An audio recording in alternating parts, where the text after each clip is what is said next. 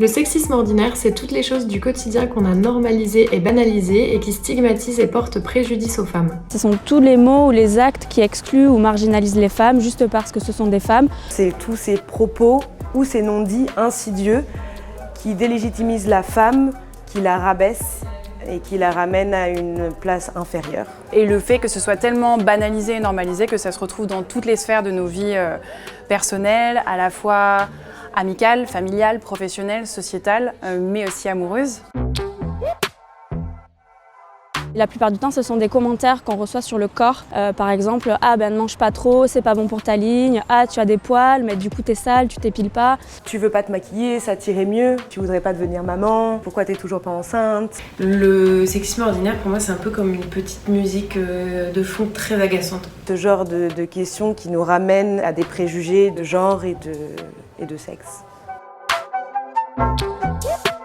Il y a une jeune femme qui m'a donné une astuce que je trouve assez bien vue quand elle est face à un discours sexiste ou une blague, une réflexion qui sous-entend des stéréotypes de genre. Elle demande à son interlocuteur « Qu'est-ce que tu veux dire ?» Ça met son interlocuteur face au sens réel de ce qu'il veut dire, en dehors de la blague, etc. On est témoin d'une situation de sexisme ordinaire.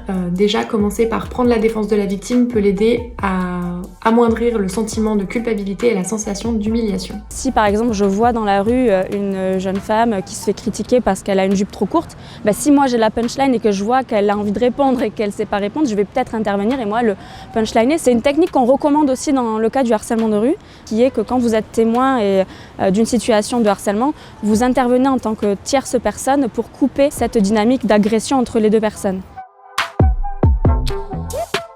Notre chat commentsem.fr, qui a été créé par l'association En Avant Toutes, c'est un chat qui est anonyme, gratuit, bienveillant, qui est tenu par des professionnels. Il existe aussi le 3919, qui est le numéro pour les femmes victimes de violences. Donc c'est un numéro d'écoute qui vous permet aussi de pouvoir partager ce que vous vivez et aussi obtenir des ressources. J'ai un peu envie de détourner la question et de dire au lieu de vers qui se tourner, c'est quel travail on peut faire. Pour moi, c'est un travail d'éducation que beaucoup d'associations mènent, y compris la Fondation des femmes avec le programme Stand Up et d'autres associations comme En Avant Tout ou dans le genre égal, qui est la déconstruction des préjugés, notamment dès le plus jeune âge, pour justement que ce genre de propos ne soit pas tenu.